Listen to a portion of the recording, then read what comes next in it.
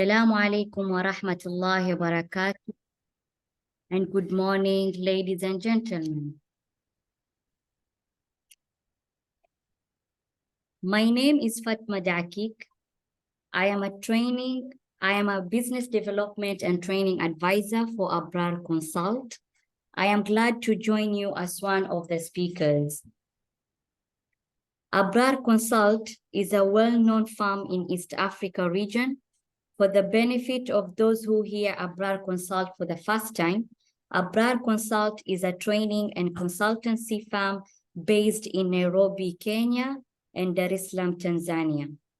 Abrar Consult provides training and advisory on Islamic finance, halal business management, management and leadership, as well as wealth management, and so much more. For more details, we urge you to visit our website as www.abrarconsult.co.ke. Ladies and gentlemen, it is my honor to welcome Mr. Khalfan Abdullah for an opening remarks. Welcome, Mr. Khalfan. Shukran. Assalamu alaikum wa rahmatullahi wa barakatuh.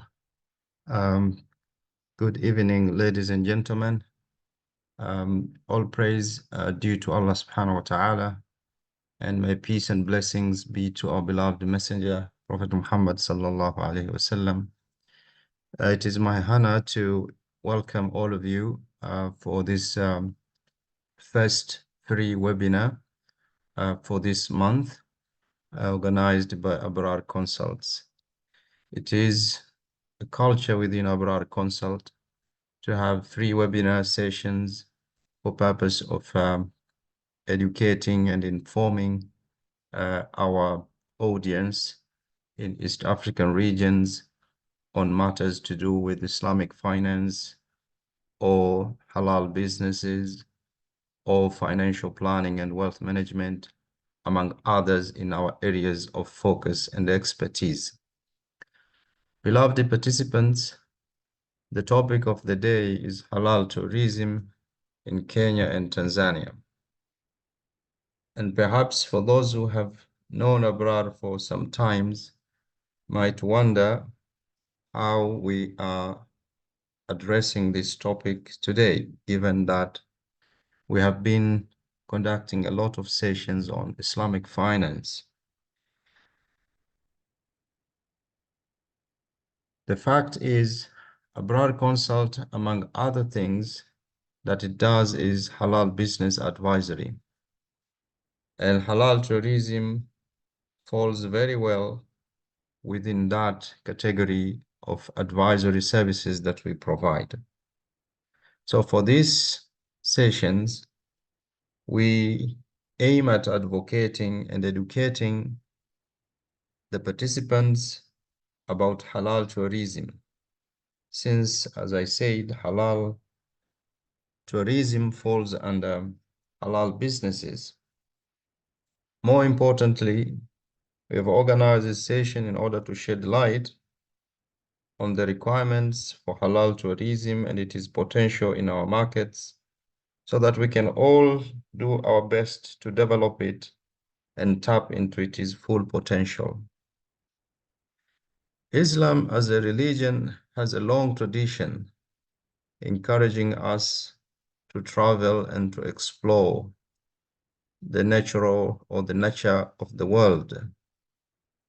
There's so many Muslim travelers of significant repute that have traveled the world, of which gives us an encouragement to do the same. Some of the well-known names in the Muslim world with respect to travels is Ibn Battuta, who is well-known Muslim traveler. But in the same rank, it is Imam al-Ghazali, who is well-known jurist, but is also well-known traveler. Also Ibn Khaldun, who is a well-known historian, who also had traveled most parts of the world. So Halal tourism, halal travels are part and parcel of our Islamic heritage and civilization. As we shall see in today's session later on Islamic perspective on travels and tourism, we'll come to recognize that Islam has not left this aspect of tourism untouched. So, to learn and explore more, let me not take much of your time, but rather welcome you, and we look forward to have your active participations at the time that will be allowed for Q&A or comments.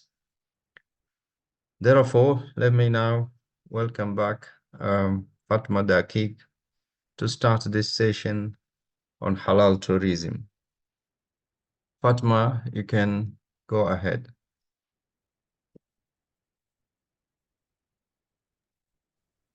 Thank you so much, Mr.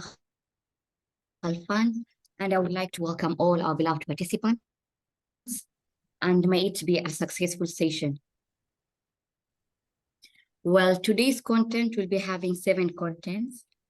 We'll cover session objectives, definition of halal tourism, classification of halal tourism services and facilities, travel tourism, leisure according to Sharia perspectives, global market for halal tourism, opportunities of halal tourism in Kenya and Tanzania, potential challenges and way forward.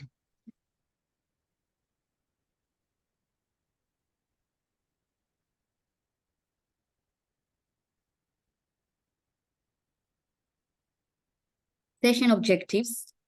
After the session, we are all supposed to learn and understand halal tourism, classification of halal tourism services and facilities, highlight global halal tourism market, get to know opportunities in halal tourism industry in Kenya and Tanzania, deliberate on challenges and solutions facing halal tourism in our region. The definition of halal tourism. Halal means permissible or lawful in accordance with Islamic teaching. Halal tourism is a subcategory of tourism which is geared towards Muslim families who abide by rules of Islam. The hotels in such destinations do not serve alcohol and have separate swimming pools and spa facilities for men and women. The halal tourism services are requirements for tourism industry players in setting up an assurance system to preserve the integrity of products and services provided for Muslim travelers. SMIIC stands for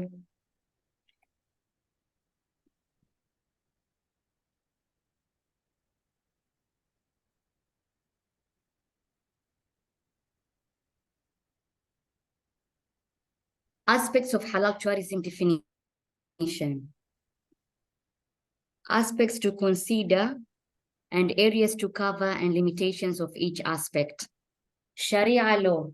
Any action irrelevant to tourism which doesn't contradict to Islamic law, it should also abide by the standards provided by the regulatory bodies in the respective country. Target consumers. The focus should not only be on Muslim consumers, but we should also attract non-Muslim consumers as well. Destinations should not be limited to the Muslim world only as Islam in Ankabut verse 20, Allah subhanahu wa ta'ala says, قُلْ سِيرُوا فِي الْأَرْضِ فَانْظُرُوا كَيْفَ بَدَأَ الْخَلْقَ ثُمَّ اللَّهُ يُنْشِئُ نَشْأَةَ الْآخِرَةَ إِنَّ اللَّهَ عَلَى كُلِّ شَيْءٍ قَدِيرٌ. Say, walk in the earth and see how he started the creation. Then Allah is the one who creates the future from indeed Allah is almighty over everything. Purpose, religious, such as Hajj and Umrah, as well as any other purpose of business, leisure, and etc. that doesn't go against Islam. Products and services, according consumed and accepted by non-Muslims, meets the halal definition stated earlier in the study.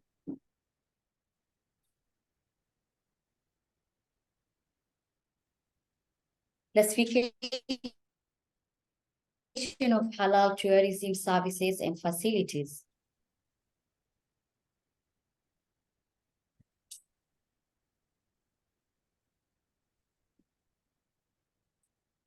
Tourism services and facilities are categorized as follows. One is accommodation, which cater hotel and resorts. There are three categories of such facilities. The three categories are stated as shall have, shall not have, and recommended.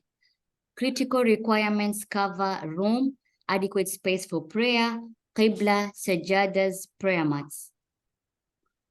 Toilets and ingredients such as water, soaps, creams, lotions, towels, and more. Television channels, non-prohibited channels. Pets separated from rooms. Information signs, language. Fridge items, halal only. Art pieces shall be without human or animal form in room. Sound insulation for privacy. Public prayer room for gents and ladies. The services and the three categories. Let's see the table. Number one, halal food options upon request, halal certified kitchen or providing halal food or list of local halal restaurants. The category is shall have. Remove alcohol from the minibar upon request. Same shall have. Marked Qibla direction shall have. Directions to local mosques shall have. Directions to local mosque is recommended. Sajadas, prayer mats, and prayer schedule upon request shall have. Trained staff on awareness of halal tourism services principles shall have.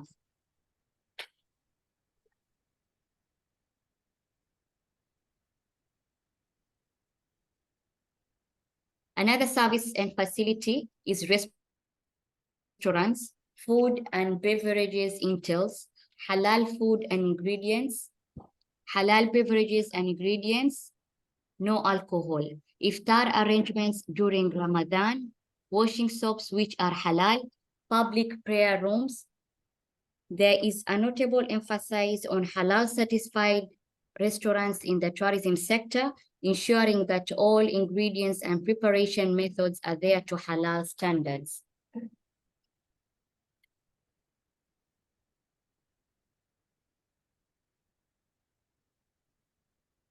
I would also like to note that Abrar Consult offers advisory on how to become halal certified restaurant.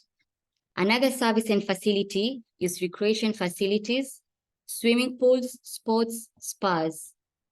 Separate facilities or separate scheduled time for females. Creams, oils, and any other cosmetic products are halal. Male for male and female for male. Sorry, female for female service providers. Cultural animations, music and entertainment activities, movie and projector shows that are conducted for the adults and the children at day and night shall not be against Islamic ethics and faith fundamentals.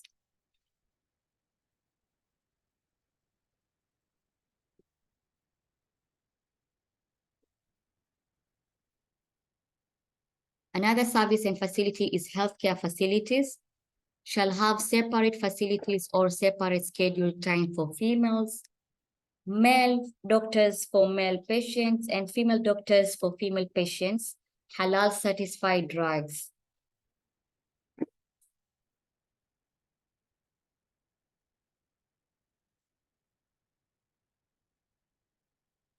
Another service and facility is tourist guide. Tourist guide shall possess valid credentials, license, skills, and language competence, and shall meet all legal requirements to give tours in their area. Licensed tourist guide posed by relevant authority. The licensed tourist guide shall act in cautiously manner in accordance with Islamic values, recognize time for prayers for travelers, and make necessary arrangements for the same.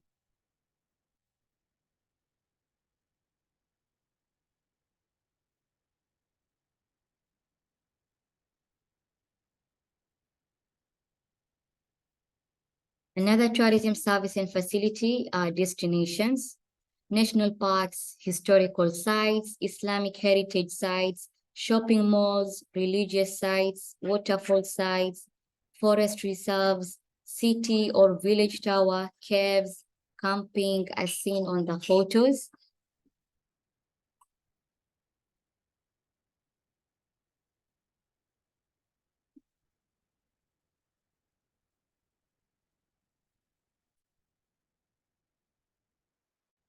Other facilities are airports and tour buses.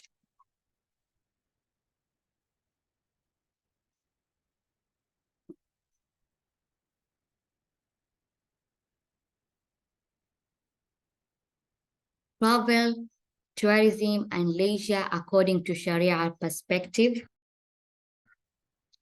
Types of actions within the context of tourism, travel, and leisure. We have five aspects. One is compulsory travel, fard.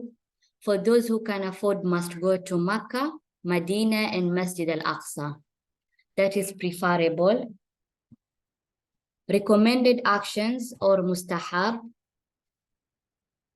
Travel in pursuit of knowledge or for religion intentions to contemplate or enjoy bounties of Allah within the prescribed limits. Neutral actions, mubah, recreational travel that does not have particular religious intention.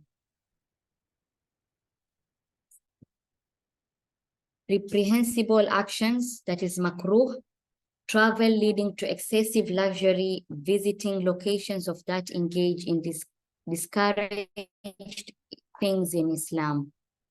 Forbidden actions, that is haram. Tourism and travel should not lead to commit sins such as missing prayers, eating non-halal foods, or drinks.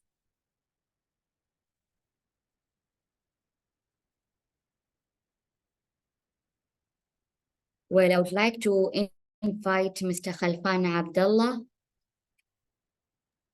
to continue the session. Thank you. Welcome, Mr. Khalfan.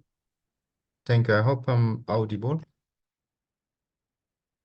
We have seen what halal tourism entails and facilities that needs to be designed in order to suit the needs of the travelers.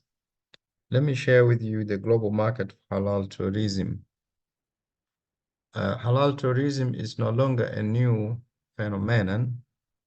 It is something that other countries have already tapped into it and they're reaping huge benefits out of it. So the industry is said to be worthy of 133 billions. That's the Muslim spending on travel in 2022. And it is projected to grow up to 174 billion in 2027. Given the size of this market and its potential, several countries around the globe are tapping into it, such as Malaysia, Turkey, Saudi Arabia, among others. According to the Global Muslim Travel Index, there are 10 countries that have scored quite highly as the preferred destination for Muslim to travel. The top on the list is Turkey, United Arab Emirates, Tunisia, Saudi Arabia, Malaysia. In Africa, we have Morocco. Then back to Middle East, Jordan, Bahrain, Kazakhstan, and Uzbekistan. Also on this list, another African country is Tunisia. And we shall later on see that these two countries, Morocco and Tunisia, are really reaping high benefits.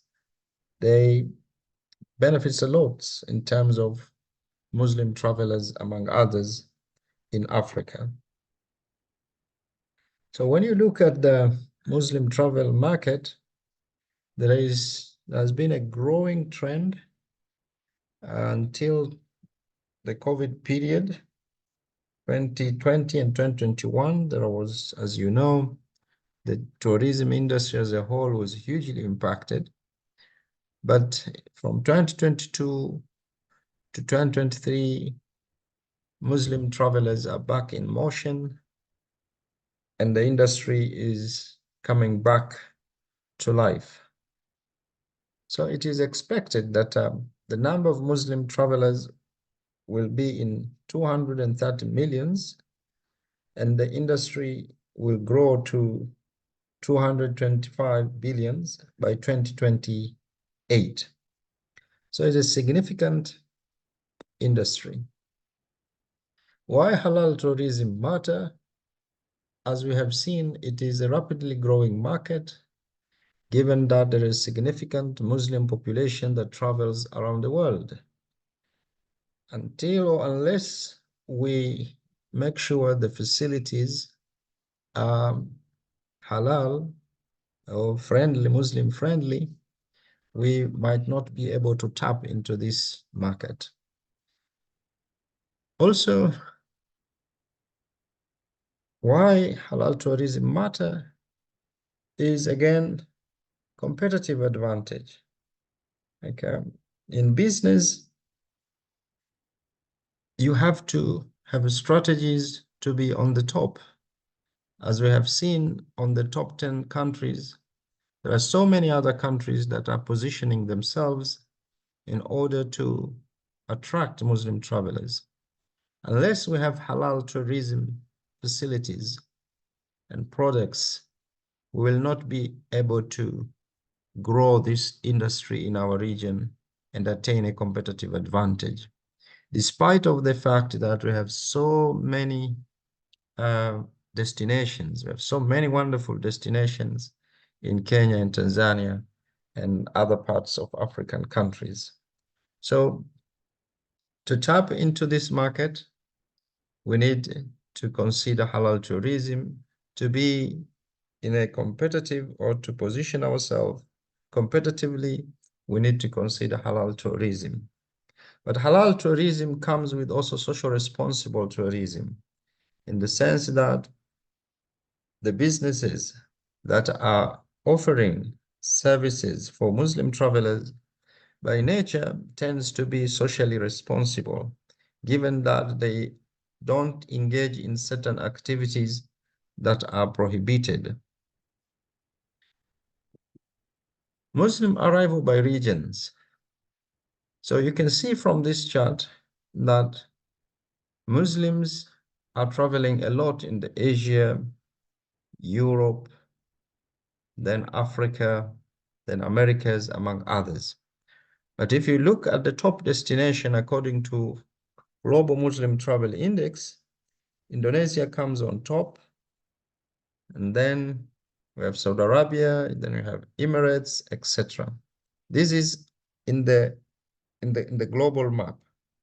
But if you look at non-OIC countries, in non-Muslim majority countries, Singapore, United Kingdom, Taiwan, Thailand, Hong Kong, Japan, Philippines, Germany, South Africa, are also attractive. They are attractive for Muslim travelers, coming down to Kenya, even Tanzania.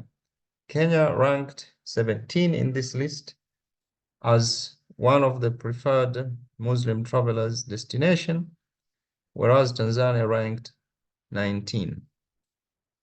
So we need to position and do something in order to be on the top of this list. Now, some touch points of Muslim travelers, things that Muslim travelers are really motivated to travel in a particular destination is, of course, number one is visa requirement, easy to enter. Okay, so we need to make sure that our visa regime is friendly for travelers or Muslim travelers coming from different parts of the world. Airports must be Muslim friendly, and there is no much here except two things. Number one, or three things. Number one, you need to have prayer rooms for ladies and gents. Also, you need to have restaurants which are halal certified, but also the toilets and the washroom, they should have water. These are a few things to put into an airport for it to be a Muslim friendly. Of course, accommodations, Muslim friendly accommodations, as mentioned before, they needed to have set of requirements in order for that destination to be attractive for Muslim travelers. Transport infrastructure at the destination, that the country should be reachable, and also the infrastructure within that country to travel or to move from one place to another should be well and good. Prayer places at destinations, that wherever you take these travelers, Muslim travelers, it should be possible for them to conduct salat from different times.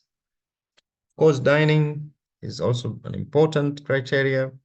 So there should be halal certified restaurants or restaurants that have halal options for Muslim travelers to choose from. Around the world, according to the Global Muslim Travelers Index, they have categorized certain countries as trailblazers, that they are leading in terms of attracting Muslim travelers. And these, as you can see in the chart there are several countries, as we have mentioned before. There's Malaysia, there's Indonesia, Saudi Arabia, Kazakhstan, Azerbaijan, Egypt, among others. In our markets, according to the GMTI, we are classified as untapped opportunities. That there is a vast opportunity in this region. However, we have not yet fully tapped into it. So we, Tanzania, Kenya, Uganda, among others, we are on this particular list. So this indicates that there is a room, there is a potential for us to tap into halal tourism and reap the benefits thereof. Just today, when I was looking at the Africa Factor Zone, I came to this interesting statistics that in Africa, the most visited countries are number one, Egypt, Morocco, and Tunisia.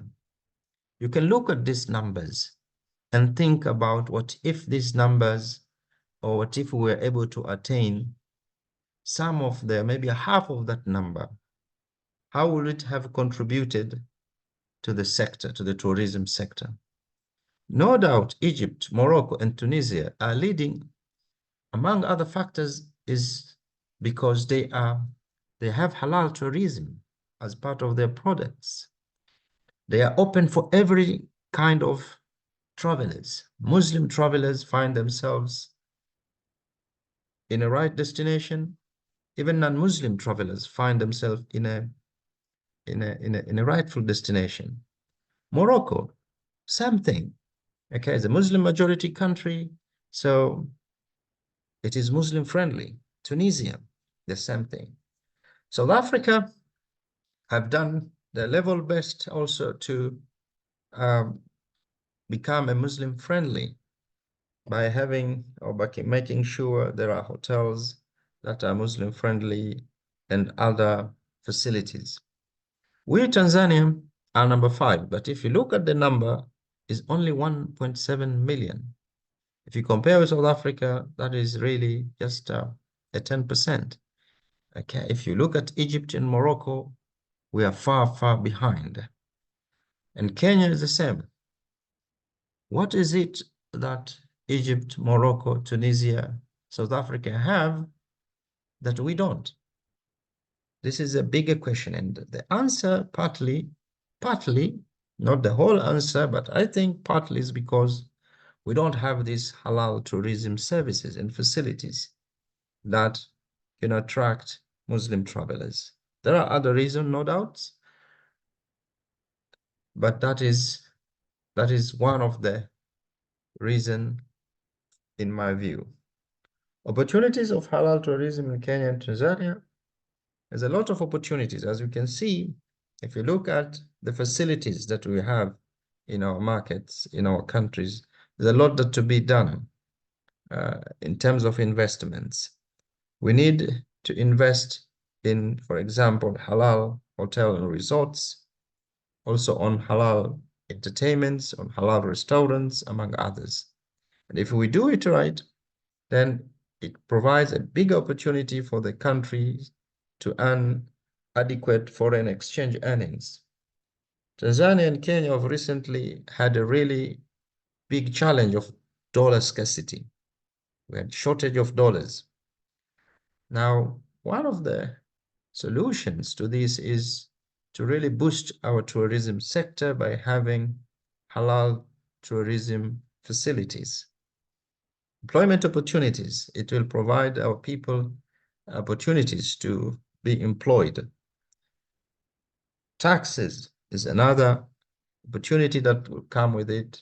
We'll be able to collect more revenue for the social good of our nations. Halal tourism, given that it is ethics and everything that entails with it, it provides the sustainable tourism advantages because Muslim travelers, wherever they go, among other things, they are to protect the ecology and the environment. We are environmentally friendly travelers. So this ensures that touristic destinations are sustainable and we are able to reap the benefits for generations. Another opportunity is certified halal tourism service provider. We have limited facilities, and these facilities needs to be certified, and that is an opportunity that we need to train people. We need to certify these hotels for them to position themselves as a halal or as a Muslim friendly facilities. Challenges and that we see, number one is capital to invest. Okay, this could be a challenge, but again, with PPP, this can be overcome. Can attract private public sector partnership and be able to counter this capital issue. Because as a government or we might not be able to do a lot, but we can really attract major investor in the sector around the globe to come in and invest in like halal hotels and resorts, among others. Another challenge I see is the capacity in the sense of technical know-how on what it entails to build halal tourism ecosystem. Okay, but this is something that we can learn. There's so many platforms to learn about halal tourism. There's so many advanced destinations that we can visit, learn, and do our best to make sure our respective countries have the proper ecosystem for halal tourism. Another challenge currently is a limited halal tour guides. This is manpower training those who are serving in the tourism sector to get to understand the nitty-gritties of Muslim travelers and provide necessary support to them. Another challenge is marketing. We need to market our destinations. But to be able to market our destination and attract attrition, we need, of course, to make sure our facilities are Muslim friendly. So a lot will need to be done on marketing our countries as Muslim friendly travel destinations by showcasing facilities, okay, that are Muslim friendly. Zanzibar, for example, is a huge hotspot for Muslim or halal tourism. Unfortunately, we have not tapped or marketed Zanzibar as a halal touristic destination. A lot needs to be done on marketing. But of course, another and final challenge is limited certified halal products.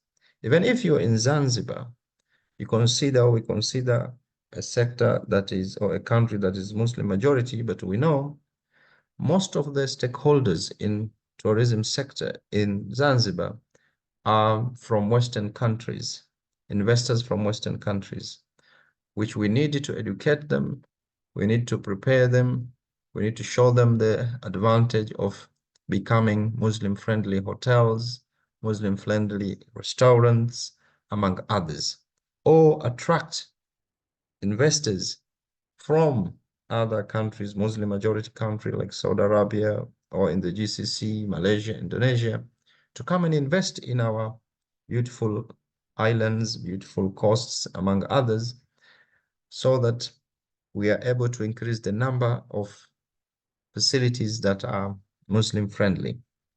So limited certified halal products is also one of the challenges currently that we have.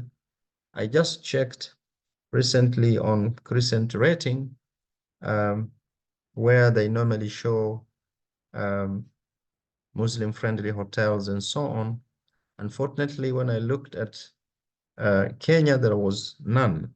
There was no recognized hotel as a Muslim-friendly. This doesn't mean they are none. It is all about maybe we haven't done our best to reach out to this rating agency so that we ensure our hotels and our destinations and our restaurants are listed within this global platform. Crescent Rating is a well-known and mostly visited site by Muslim travelers to know which country has a Muslim-friendly facilities. So we need to make sure if there is a hotel that is halal certified, is able to be in that website. Okay, and of course it has to be truly a Muslim-friendly hotel, a Muslim certified restaurant, or a halal certified restaurant, among others. The way forward, I think, for our country, we need to recognize that we need a halal tourism development strategy if we are to tap into this market that already some countries are ahead of us. They are well-known destinations. We can't just stay and think things will just come to play by its own. We have to strategize developing halal tourism in Zanzibar, in Tanzania, in Kenya, and in other parts of Africa. So that's an important.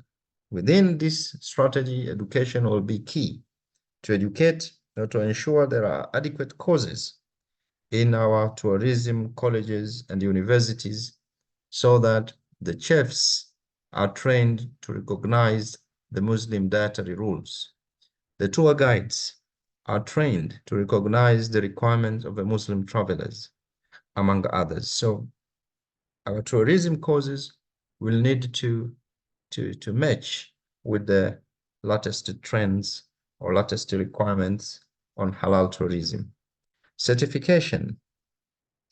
Facilities that are Muslim friendly, they need to be recognized, they need to be certified, okay, and also listed in the crescent ratings, so that a Muslim traveler who chooses, for example, Kenya or Tanzania, he can comfortably know which hotels to be, which restaurants to visit, etc., etc. If it is the tour guide who is organizing these travels, okay, then it should also be known, listed, so that Muslim travelers can know which is the tour company to deal with, that it will provide facilities and guidance according to their requirements. Another thing that we need to do, and this could be the last thing if we get the other 3 points right, is aggressive marketing. Marketing and branding of our countries, Kenya, Tanzania, Zanzibar, as Muslim-friendly destinations. We don't see this rhetoric whenever we market our tourism in Kenya or Tanzania. That is a Muslim-friendly destination. We don't talk about this. Okay, we should change. We should recognize that there's a huge market that looks for a Muslim-friendly destinations, and we should be able to position or market ourselves among the other beautiful things we have, the natural sites, historical sites, among others. We need to also put in our features and benefits of visiting our nations as a Muslim friendly.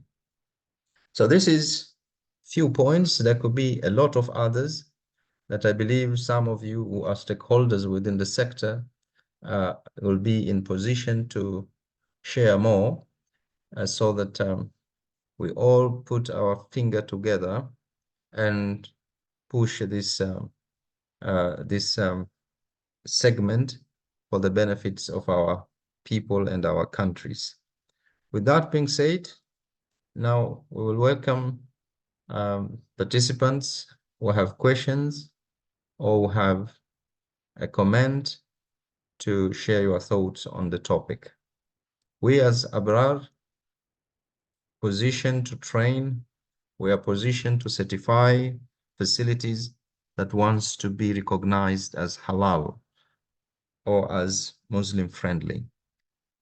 For those who will be looking for our services, you will contact and reach out to us.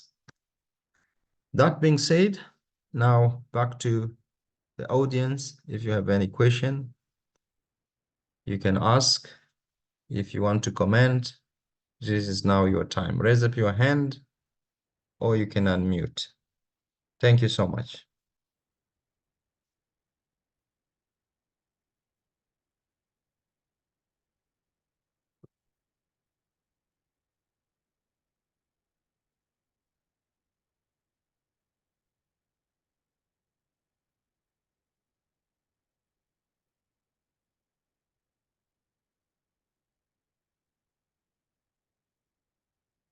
Anyone with a question? Do you want to ask something that needs to... Yes, Mr. Combo. Karibu. Naam, assalamu alaikum wa rahmatullahi wa barakatuh. Thank you for the invitation, and allow me to join here in the last minute by sharing the link, Mr. Hafan. I'm Kombo from Zanzibar. I'm the Chief Executive Officer of Zanzibar Association of Tour Operators, and it's my first week in the office. So yeah, thank you very much for the presentation. And I don't have any questions so far. Alhamdulillah, I get to a lot from the fewer slides you share with us. I only need to share the opportunities available for the halal tourism in Zanzibar. If we're really keen to promote halal tourism, I do believe it's going to be a hot deal for investment. I mean, for the private companies, but also for the government, since currently in presidential tourism priorities in Zanzibar, one, it's a halal tourism, but yeah, the opportunity is where there's a challenge that there's no strategies, as you said, and nothing is there to support the halal tourism in Zanzibar. Though another opportunity is majority in Zanzibar are Muslims, and the destination had a very rich Islamic history. And the current government is a friend of the PPP. Whatever I bring to the table, if will bring the benefit to the government and the people of Zanzibar, he's always open to accept the projects that really benefit Zanzibar economic development. But another opportunity now, since you mentioned the Saudi Arabia as one among the popular destination to be visited, but also the visitors from there, the number is well enough. The current Tanzania ambassador to Saudi Arabia is from Zanzibar and has been to tourism industry for more than 20 years. So these are the things I think maybe we can collaborate together and do something about halal tourism and destination. So yeah, thank you very much for the opportunity to share my views. Thank you for your contributions. I agree. Zanzibar is well positioned to be a hub for halal tourism. But again, a lot has to be done. We have so many beautiful destinations, parks, historical sites, among others. But we need to make sure the facilities are halal certified. What I know in Zanzibar, there are very few hotels that meets the halal standards. So we need to make sure that these facilities, the 5-star hotels that are there, the 4-star hotels that are there, are also Muslim friendly. We can't only have the 3 stars and maybe 2-star and unrated hotels, which are owned by Muslims, and expect Muslim traveler will go and stay in 2 stars hotels or 3 stars hotels. We need to make sure the 5-star hotels, the 4-star hotels in Zanzibar are halal certified in a way, or are Muslim friendly. And when we talk about the hotels, for example, we don't mean a halal hotel to be, like only for Muslims and lack certain things. When we say halal hotels, there are 3 categories of these hotels. Okay, there is the advanced scale and the medium scale and the lower scales. And the bare minimum is to meet the lower scales, which, if I can take you to one of the slides here, this is slides that show a table A. This is the minimum required in a Muslim-friendly hotel, okay? That it should have halal food options when requested, okay? Now, I believe in Zanzibar, it is something that is doable. It's quite doable because the meats, if it is the meat slaughtered in an Islamic way normally, the issue would be the kitchen, okay? And the kitchen here, all it requires is to train the chefs to be able to understand the dietary requirements for Muslim travelers in handling the kitchen, so that there is no contaminations. Another simple requirement is to remove alcohol from the minibar. Okay, if a Muslim traveler comes in, you remove alcohol from the minibar, or when requested, you remove them. Okay, mark the Qibla direction. Okay, there are Muslims who are coming from different parts of the world, booked in your hotel. Have special mark to show Qibla direction, okay, so that when in their rooms, they're able to know which Qibla to face. Sajjadas, okay, prayer mats, something that we can have. So as what you said is correct, we are positioned. Saudi Arabia, we have ambassador. Oman is a great getaway for us to get tourism from the Middle East, from the Asia as well. We have ambassadors in Indonesia, in Malaysia, and these are some of the popular countries for Muslim travelers. So I agree with you. However, a lot needs to be done, and I believe together we can be able to come up with a strategy for Zanzibar in order to tap fully to the potentials. That being said, if there's any other person who wants to comment or ask, you can raise your question or you can unmute. So as we wait for maybe others to comment, we have only 4 minutes to end the session. I would like to emphasize halal certified restaurant in Dar es Salaam, in Arusha, and in other parts where Muslim travelers are likely to visit. We really need to make sure, even if your restaurant is owned by Muslim, doesn't mean that you are halal.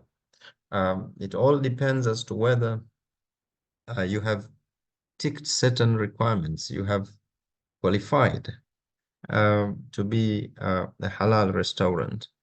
And sometimes some people think being a halal restaurant is all about how your meat, where your meat comes from. Yes, where your meat comes from is critical, but also other food items and ingredients.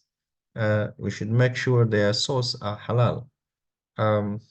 We know in cooking, you have cooking oil, for example. Cooking oil is common. Wherever you cook, you have to use oil. But I know most of the Muslims, even in our families, we never bother to check whether the cooking oil we use are halal certified. As if that doesn't matter. It is what matters is only the rice and the meat, and you forget about the cooking oil. And the cooking oil ingredients, some ingredients can be from non-halal source. So it's important in a restaurant to make sure all other ingredients have been certified to be halal, so that your restaurant becomes a Muslim-friendly or a halal certified restaurant. So in Zanzibar, we have famous restaurants. In Dar es Salaam, famous restaurants owned by Muslims.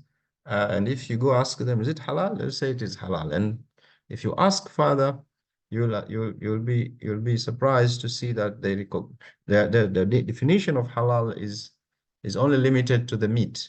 That the meats are slaughtered halal way and so on. When you ask further, what about the source of your cooking oil? What about your milk that you use or yogurt that you use in cooking of some of the foods, okay, and so on and so forth?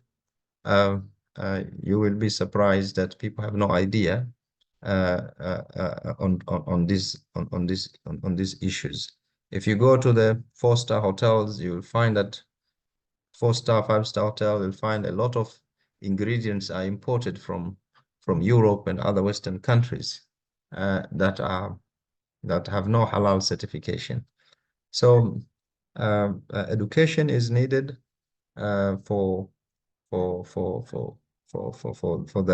those who are in the industry, for us to really position ourselves as a halal tourist destinations or Muslim-friendly destinations. I see no one has any question, and we are already out of time. So let me conclude by appreciating all of you who have made time to join with us. I see there is a question on the chat. Let me see if I can read. Assalamu alaikum. May I ask, is there any current halal certified accommodation? Or or other facilities in Tanzania or Kenya, respectively? Well, this is a good question. I'm not sure if they're halal certified, but I know some which are Muslim friendly. You know, to be certified, that means there should be um, a body that certify you. But I know some which are Muslim friendly in Tanzania, but and Kenya, but not necessarily certified to be so. Does Zanzibar have the standard to get the halal certificate? No, Zanzibar doesn't have any standard to get halal certificate. It is all the normal standards that are conventional standards required for you to open a restaurant or hotel. For you to get the halal certificates, you might need to engage entities like ourselves to review your hotel or your restaurant and give you a certificate as a halal certified restaurant or halal certified hotel, among others. In Zanzibar, nothing more done to certify halal services. I agree with you. I myself was limited to halal tourism practices. We'll go for research and share my findings. Yeah. Yes, Mr. Combo, you can do that. And that report will be very useful for strategy formulation, among others. So unless you go for certain hotels that are not 5-star, 4 stars, where you will find Muslim friendly. But again, within a very limited understanding that Muslims hotel operators have or restaurant operator have, there's a lot of education that needs to be done. As I said earlier, for a halal hotel is not just making sure there is no alcohol, but as you can see here on the requirements, you need to have this, you need to have that, and so on, for you to be a Muslim friendly hotel or a halal certified hotel, etc., etc. That said, asanteni sana, and I hope you have learned from the sessions, and also hope that we can have this conversation going forward, so that we position ourselves, we tap into the opportunities that are there, so that we reap the benefits of this sector. We need to see Tanzania increase its number of tourism, Kenya increase its number of tourism from the current that we have seen in one of the slides here. And it is something doable. If Egypt can do it, Morocco can do it, Tunisia can do it, then even us can do it. It is all about making sure we have right products, right strategy, and all stakeholders within the sector position ourselves to tap into this market. Asanteni, I wish you a good evening. Bye-bye for now. Until another time, we urge you to follow our social media pages, particularly Instagram, where we are very active for our latest sessions. In Instagram, our name is Abrar Solutions. If you look at Abrar Solution, you can follow the page, and you will be able to get latest development trainings, educative materials that are posted from time to time. With that, thank you, Fatma, for the presentation, and thank you all for your attentive listening. Bye for now, and I wish you a good evening. Ma salama.